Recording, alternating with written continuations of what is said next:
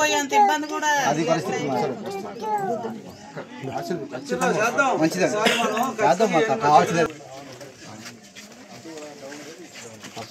ఇంటికి వచ్చా మీకు ఏ అభివృద్ధి పథకాలు ప్రభుత్వం నుంచి రావాలన్నా కూడా ఇప్పిస్తాము.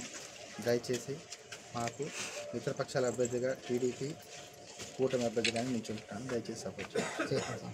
తప్పకుండా అందరికి చెప్పాలి సార్. ఆటో ఎక్కుతారు కాబట్టి స్వామి ఐడియా ఉంటుంది.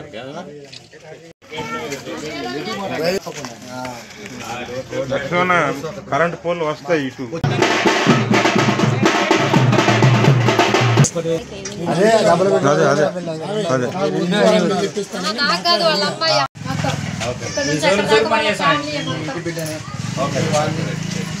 సర్పంచ్కి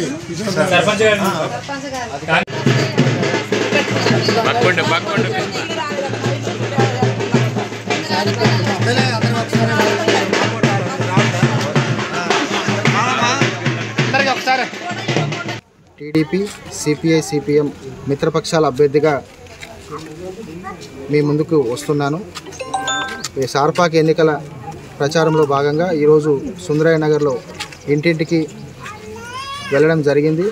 ఎక్కడ చూసినా కానీ సుందరయ్య నగర్ మొత్తం కూడా సమస్యల ప్రాంతంగా గత పాలకులు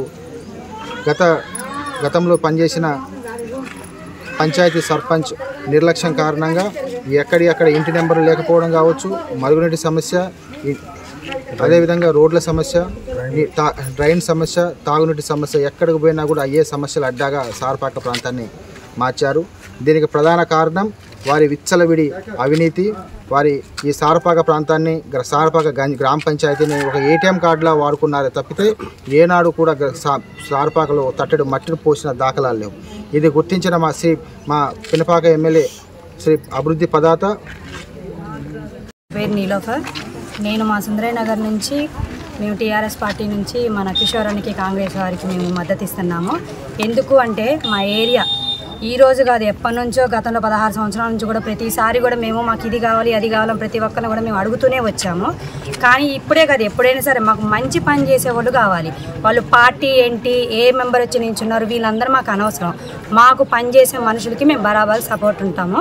అలానే ప్రతిదీ కూడా మేము ఈరోజు ఇలా ఉండడం కాదు, రేపొద్దున మేము వచ్చినప్పుడు కూడా మమ్మల్ని అదే విధంగా రిసీవ్ చేసుకొని మా సమస్యను పట్టించుకుంటే అంతకుమించి మేము ఎవరిని కూడా ఏమి కోరుకోవట్లేదు.